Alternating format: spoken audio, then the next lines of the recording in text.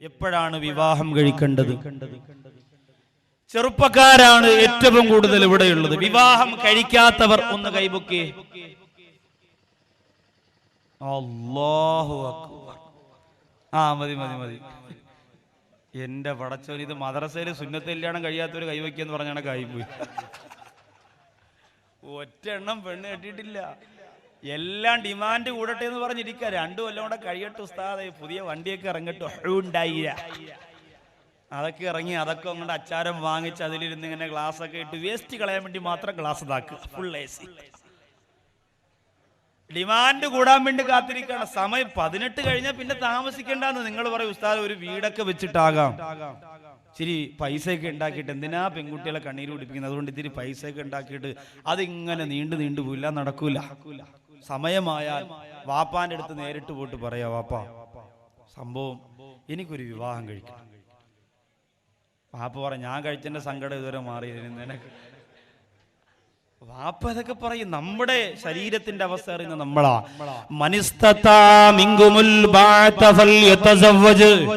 അല്ലാഹുവിന്റെ ഹബീബ് നബി മുഹമ്മദ് മുസ്തഫ സല്ലല്ലാഹു അലൈഹി വസല്ലമ തങ്ങൾ പറയുകയാണ്,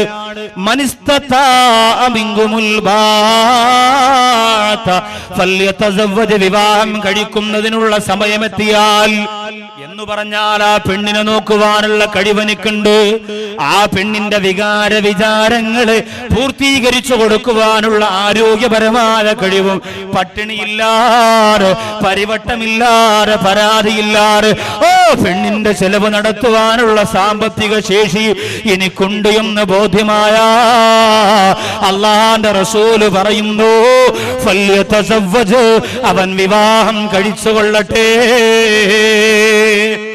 ആ സമയമാണ് നബി തങ്ങൾ പറഞ്ഞത്. ആ സമയമായാൽ പിന്നെ വിവാഹം കഴിക്കാൻ തീരുമാനിച്ചു. കൂട്ടുകാരോടൊക്കെ പറഞ്ഞു, അളയാ ഞാൻ എന്തായാലും പെണ്ണ് കെട്ടാൻ തീരുമാനിച്ചു. അപ്പൊ അവര് പറഞ്ഞു, എടാ നോക്കടാ, നല്ല നമ്മുടെ ഷാനവാസിന്റെ കല്യാണത്തിന് പോയപ്പോ കണ്ടായിരുന്ന പെണ്ണിന്, അതാടാ പെണ്ണ്, അന്വേഷിക്കളയോ, നോക്കണം, കുറേ നോക്കണം, ഒരുപാട് കാണണം, കണ്ടിട്ട് അവസാനം സെലക്ട് ചെയ്യണം ഒന്ന്. അതാണ് നമ്മൾ ആ വിഷയത്തിൽ തോറ്റുപോകാൻ പാടില്ല. അങ്ങനെ ഒരുപാട് പെണ്ണുങ്ങളെ കണ്ട്, പാവപ്പെട്ട പെണ്ണുങ്ങളെ വീട്ടിൽ പോയിരുന്ന് പെണ്ണ് കണ്ട് കൂട്ടുകാരിങ്ങനെ പുതിയാപ്പിള ഇങ്ങനെ പത്രം വായിച്ചുകൊണ്ടിരിക്കും. അതിൻ്റെ അടിയിൽ കൂടെ ഇങ്ങനെ കൂട്ടുകാരിങ്ങനെ നല്ലപോലെ നോക്കും. എന്നിട്ട് യവൻ ചോദിക്കും, അപ്പോൾ കൂട്ടുകാർ ഇങ്ങനെ ആക്കിയാൽ കല്യാണം ഓക്കെ. കൂട്ടുകാരാക്കണം, ഇല്ലെങ്കിൽ നടക്കൂല. ഇല്ലെങ്കിൽ കല്യാണം നടക്കില്ല, അത് പൊളിഞ്ഞത് തന്നെ. ഇറങ്ങിയിട്ട് പറയും, പെണ്ണിന് മൂക്ക് നീണ്ടുപോയി, അതുപോലെ മുടി കുറവാണ്, മുടി ഇങ്ങ് കാലിൽ തട്ടണം എന്നൊക്കെ പറഞ്ഞ് പറ്റൂല എന്ന് പറഞ്ഞ് തിരിച്ചു. അങ്ങനെ ഒരുപാട് പെൺകുട്ടികളെ കണ്ടു. ഈ മംഗലാപുരം ഭാഗത്തൊരു സഹോദരൻ അങ്ങനെ പാവപ്പെട്ട ഒരുപാട് പെണ്ണിനെ കണ്ടു. ഗ്ലാമർ പോരാന്നൊക്കെ പറഞ്ഞ് ഇഷ്ടമല്ല എന്ന് പറഞ്ഞു മാറി അവസാനം ഇഷ്ടപ്പെട്ട ഗ്ലാമറൊക്കെ ഒന്നിനെ കിട്ടി. സുബ്ഹാനല്ലാഹ്. അതിന്റെ കോലം എന്തെന്നറിയോ?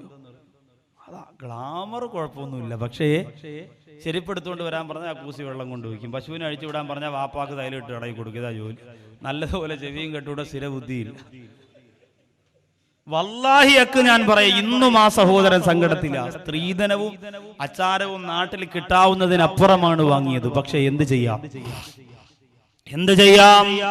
സോലിഹത്താര പെണ്ണ് എന്റെ പ്രിയപ്പെട്ട സഹോദരങ്ങളെ വിവാഹം കഴിച്ചില്ല എന്ന് പറഞ്ഞ് കൈ ഉയർത്തി കാണിച്ച എന്റെ പ്രിയപ്പെട്ട കൂട്ടുകാരെ, സോലിഹത്തായ ഒരു പെണ്ണിനെ നിനക്ക് അല്ലാഹു തന്നാൽ അത് ഏറ്റവും വലിയ പടച്ച റബ്ബിന്റെ ഏറ്റവും വലിയ സമ്മാനമാണ്. പ്രിയപ്പെട്ടവരെ, കുടുംബജീവിതത്തിൽ എന്ത് സുഖമാണ്. സ്ഥലത്ത് യാത്ര പോകുമ്പോഴും ഭാര്യയെ വിളിക്കുമ്പോ ആ സംസാരം കേൾക്കുമ്പോ എന്ത് സന്തോഷമാണ്.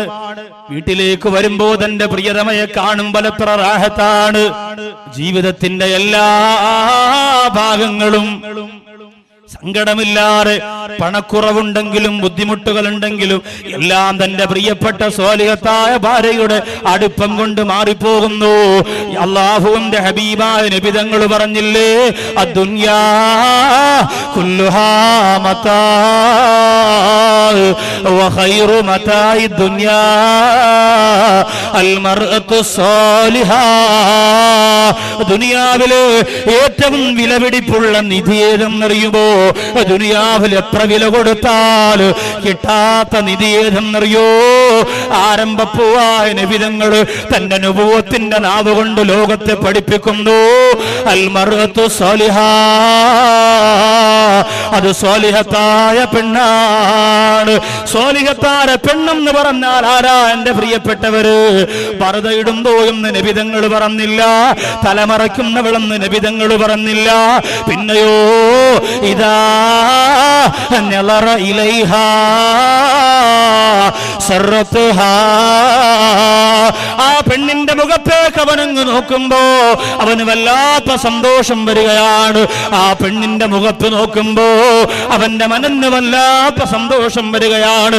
ഇടം മറക്കുന്നു, കടക്കടി മറക്കുന്നു, കഷ്ടപ്പാട് മറക്കുന്നു, ദുഃഖവും ദുരന്തവും ദുരിതവുമില്ല പാടേ പറന്നകലുമ്പോ പുഞ്ചിരിച്ചുകൊണ്ട് തന്റെ മുമ്പ് വന്ന് നിൽക്കുന്ന ഭാര്യയുടെ മുഖം കാണുമ്പോ സങ്കടം മറക്കുന്ന ഭർത്താക്കന്മാര് ഈ ചുറ്റുമൂലയുടെ പരിസരത്തുണ്ടോ? പ്രയാസം കാരണം വീട്ടിന്റെ അകത്തേക്ക് കടന്നു ചെല്ലുമ്പോ തന്റെ ഭാര്യയുടെ മുഖം കാണുമ്പോ എല്ലാ സങ്കടങ്ങളും മറന്നുപോയി അൽഹംദുലില്ലാഹ് എന്ന് പറയുന്ന ഏതെങ്കിലും ഒരു ഭർത്താവ് ഈ മജ്‌ലിസിലുണ്ടോ പ്രിയപ്പെട്ടവരെ? വലിയ കഷ്ടപ്പാടാ. പണത്തിന്റെ പിന്നാലെ, സുഖത്തിന്റെ പിന്നാലെ, ആഡംബരത്തിന്റെ പിന്നാലെ തേ പിടിച്ച നാരകളെ പോലെ പരക്കം പാഞ്ഞുകൊണ്ടിരിക്കുന്ന സമുദായത്തിന്റെ പിന്തിരികൾ ഇന്ന് അഹങ്കാരത്തിന്റെ മൂർത്തീഭാവങ്ങളായി മാറിക്കൊണ്ടിരിക്കുകയാണ്. ഭർത്താവ് അയച്ചു കൊടുക്കുന്ന പണം കൊണ്ട്, നോട്ടുകെട്ടുകളെ കൊണ്ട്, ഐഹീലിന്റെ ചെരിപ്പിട്ടുകൊണ്ട്, നെറ്റിന്റെ ചെറുതാറിട്ടുകൊണ്ട് കരിനാഗപ്പള്ളിയിലും ചുറ്റുമൂലയിലും കാമുകന്മാരുടെ പിന്നാലെ പറവകളെ പോലെ പറന്നു നടക്കുമ്പോ കുടുംബജീവിതത്തിന്റെ ഗൗരവം തകർത്തടുക്കിക്കളഞ്ഞ എന്റെ പ്രിയപ്പെട്ട സഹോദരിമാരെ, നാളെ പരലോകത്തുണ്ടല്ലോ ഭർത്താവിന്റെ പൊരുത്തമില്ലാതെ, ഭർത്താവിന്റെ പൊരുത്തക്കേടോടുകൂടി മരിച്ച ഒരു പെണ്ണിന്റെ ഒരു നന്മയുടെ പ്രതിഫലം പോലും അല്ലാഹു തരുമെന്ന് കരുതണ്ട.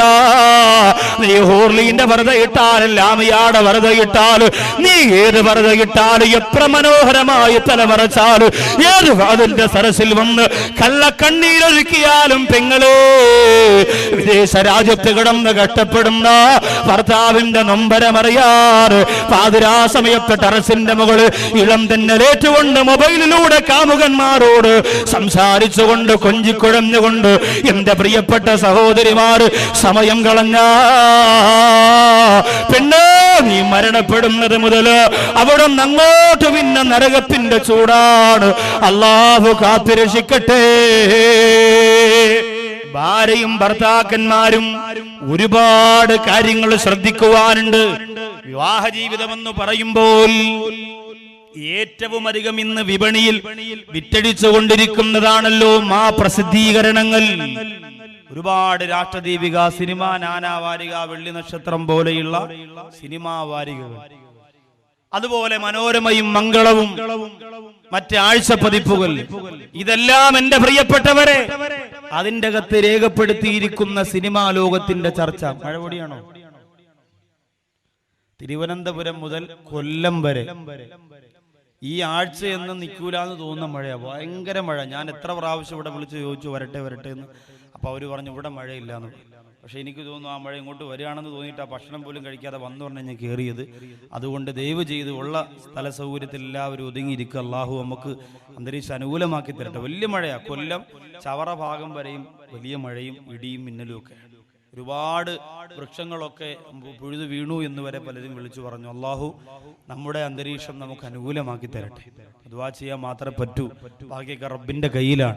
ഏതായാലും വിഷയത്തിലേക്ക് മടങ്ങി വരാം, ഉള്ള സമയം നമുക്ക് പാഴാക്കാം. അപ്പൊ നബി സല്ലല്ലാഹു അലൈഹി വസല്ലമ തങ്ങൾ പറഞ്ഞു, നിക്കാഹ് വെറും ഒരു കളിതമാശയല്ല. നമ്മൾ കരുതുന്ന പോലെ ഇതിനകത്ത് സിനിമാ നടന്മാരും നടികളും ഒക്കെ ചർച്ച ചെയ്യുന്നത് പോലെയല്ല. നിങ്ങൾ ആലോചിച്ചു നോക്കി, ഒരു സിനിമയിൽ പ്രവർത്തിക്കുന്ന നടിയെ ഒരു സിനിമാ നടൻ വിവാഹം കഴിച്ചാൽ അവരുടെ കുടുംബജീവിതം സമാധാനപരമാണ് എന്ന് പറയുന്നത് വെറും മണ്ടത്തരമാണ്. അതെങ്ങനെയാണ് കഴിയുക? സമാധാനമായിട്ട് അവർക്ക് എങ്ങനെ ജീവിക്കാൻ കഴിയും? നിങ്ങൾ ആലോചിച്ചു നോക്കി. കഴിയില്ല എൻ്റെ പ്രിയപ്പെട്ടവരെ. സിനിമാ ലോകം പോട്ടെ, ആൽബം ഉണ്ടല്ലോ, ആൽബം. നമ്മുടെ ഇന്നെല്ലാവർക്കും ഇഷ്ടം അതല്ലേ. നബിദിനത്തിന് കലാപരിപാടി നടത്തിയവരെ നമ്മുടെ കുഞ്ഞുമക്കൾ പാടുന്നത് ആൽബത്തിലെ പാട്ടാണ്.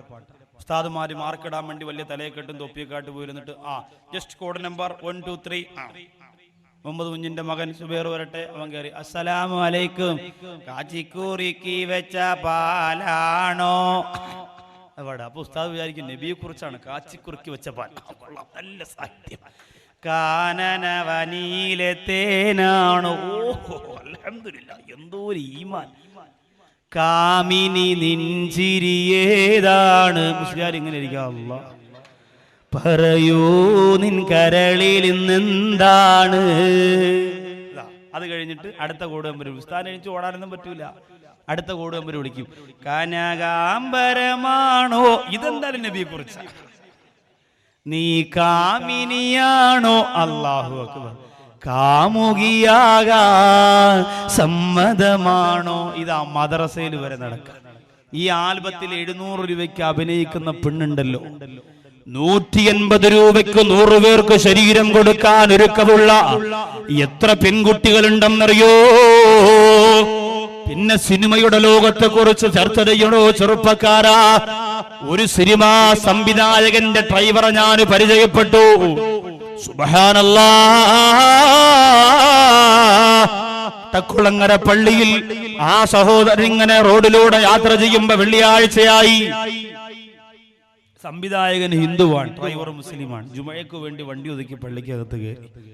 കേട്ട് വന്ന് പരിചയപ്പെട്ട് സംസാരിച്ചു. റൂമിൽ വന്ന് ഇച്ചിരി നേരം ഒന്ന് സംസാരിച്ചപ്പോ ആ സഹോദരന്റെ നാവിൽ നിന്ന് അടർന്നു വീണത് ആ കരഞ്ഞുകൊണ്ട് പറയുന്നു, ഒരു ചെറുപ്പക്കാരന് വ്യഭിചരിക്കണമെന്ന് ആഗ്രഹം തോന്നിയാൽ അവൻ ഇഷ്ടപ്പെടുന്ന രീതിയിലും രൂപത്തിലുമുള്ള ശരീരത്തെ അവന് ലഭിക്കുന്ന ലോകമാണ് സിനിമ.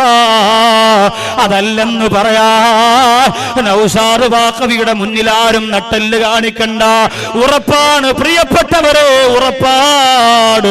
ആ സിനിമാ നടന്മാരുടെ കുടുംബജീവിതം വായിച്ചു പഠിച്ചിട്ട് ചുറ്റുമൂലയുടെ പരിസരത്തുള്ള മുസ്ലിം ചെറുപ്പക്കാര് കുടുംബജീവിതം മെച്ചപ്പെടുത്തണ്ട. നിനക്ക് പഠിക്കാൻ എത്രയോ മനോഹരമായ ചരിത്രം പരിശുദ്ധമായ ഇസ്ലാം നിനക്ക് വിഭാവനം ചെയ്യുന്നുണ്ട്. ബഹുമാനപ്പെട്ട ഉമ്മു സലമാ റളിയല്ലാഹു അൻഹാ, അബൂ സലമാ റളിയല്ലാഹു അൻഹു എത്ര മനോഹരമായ കുടുംബജീവിതമാണ് ലോകത്തിന് സമർപ്പിച്ചത്. അല്ലാഹുവിന്റെ ഹബീബിന്റെ പൊന്നുമോൾ ഫാത്തിമത്തു സുഹ്റാ റളിയല്ലാഹു തആല അൻഹ ഈ കഴിഞ്ഞ 2 ആഴ്ചക്ക് മുമ്പ് കായംകുളത്ത് KMYF-ന്റെ പരിപാടിയിൽ വന്ന എന്റെ പ്രിയപ്പെട്ട സഹോദരങ്ങൾ കേട്ടതാണ്. പറഞ്ഞു കൊതി തീരാത്ത ഫാത്തിമ എന്ന് പറയുന്ന വിഷയം. എന്റെ പ്രിയപ്പെട്ടവരെ, ആ മഹദിയുടെ ചരിത്രമുണ്ടല്ലോ. പട്ടിണിയിലും പരിവട്ടത്തിലും ഈമാനിന്റെ നിറപുഞ്ചിരിയോട് സമാധാനത്തോടെ അവരെ പോലെ ജീവിച്ച ഒരു ജീവിതം നമുക്ക് വേണ്ടേ? എത്ര കൊണ്ട് കൊടുത്താലും തികയാത്ത ഭാര്യയുടെ മനസ്സ് നിറയ്ക്കണ്ടേ എന്റെ പ്രിയപ്പെട്ട ചെറുപ്പക്കാരാ? അതുകൊണ്ട് വിവാഹം കഴിച്ചില്ല എന്ന് പറഞ്ഞ് കൈ ഉയർത്തിയ എന്റെ പ്രിയപ്പെട്ട കൂട്ടുകാരോട് പറയുന്നു, തെറ്റിപ്പോകല്ലേ. ആദ്യം മുതൽ തന്നെ തീരുമാനിച്ചോ, എന്റെ ജീവിതത്തിന്റെ തുടക്കമാണ്. ഇത് ഇരുമ്പാണോ തുരുമ്പാണോ, ഇത് അല്ലാഹു തീരുമാനിക്കുന്നതാണ്. അതുകൊണ്ട് പെണ്ണ് കാണാൻ ഇറങ്ങുന്നതിന് മുമ്പ് 2 റക്അത്ത് ഖൈറിനെ തേടുന്ന നിസ്കാരം നടത്തിക്കോ. 2 റക്അത്ത് നിസ്കരിക്കണം. ഫർദ് നിസ്കരിക്കണോന്റെ കാര്യമാണ് പറഞ്ഞത്. അവനാണ് 2 റക്അത്ത് സുന്നത്ത് നിസ്കരിച്ചിട്ട് പോകാനുള്ളത്. അല്ല തോന്നി കണക്ക് ജീവിച്ച് കള്ളും കുടിച്ച് പിടുത്തോടിച്ച് കിടന്ന് പെണ്ണ് കാണാൻ പോവല്ലേ മുസ്ലിയാർ പറഞ്ഞാൽ 2 റക്അത്ത് നിസ്കരിച്ചേ. ആ നിക്കാരത്തിന്റെ കാര്യമല്ല പറഞ്ഞു. ഇബാദത്ത് ഫർദ് ഇബാദത്ത് ഇല്ലാത്തവൻ എന്താ സുന്നത്ത് ഇബാദത്ത്?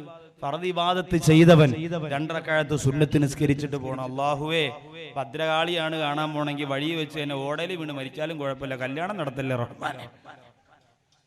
സോലിഹത്താണെങ്കിൽ എൻ്റെ ഉമ്മയെയും എൻ്റെ വാപ്പയെയും കുറ്റപ്പെടുത്താത്ത, എന്നെയും എൻ്റെ മക്കളെയും സന്തോഷമായിട്ട് പോറ്റുന്ന നല്ല ഒരു ഭാര്യയാണെങ്കിൽ, ആവാനുള്ള തൗഫീഖുള്ള പെണ്ണാണെങ്കിൽ ഇത് നടത്തണം എന്ന് പറഞ്ഞ് ദുആ ചെയ്ത് സന്തോഷമായിട്ട് പോകണം.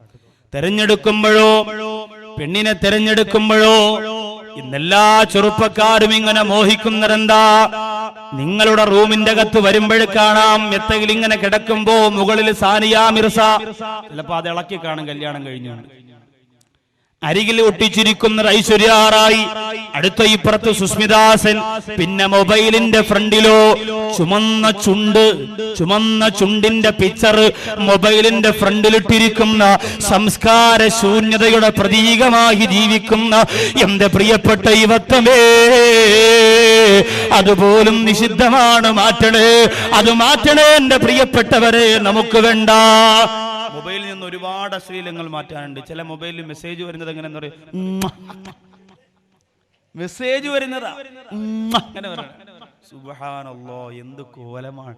ഒരു പെൺകുട്ടി ചുംബനം കൊടുക്കുന്നതിന്റെ ശബ്ദമാണ് മെസ്സേജ് വരുന്നത്. പിന്നെ പിക്ചർ മൊബൈലിന്റെ ഫ്രണ്ടിൽ ഇങ്ങനെ ഇട്ടിരിക്കും, വളരെ മോശമായി. ഇതെല്ലാം കണ്ട് ഇങ്ങനത്തെ പെണ്ണു വേണം, ഇങ്ങനത്തെ കണ്ണുള്ള പെണ്ണു വേണം, ചുണ്ടുള്ള പെണ്ണു വേണം എന്ന് കൊതിച്ചുകൊണ്ട് നടക്കുന്നവരെ അല്ലാഹുവിന്റെ റസൂല് പറഞ്ഞതെന്താ?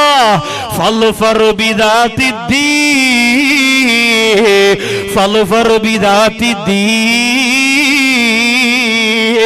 ദീനുള്ള പെണ്ണിനെ തിരഞ്ഞെടുത്തോ, ദീനുള്ള പെണ്ണിനെ തിരഞ്ഞെടുത്തോ.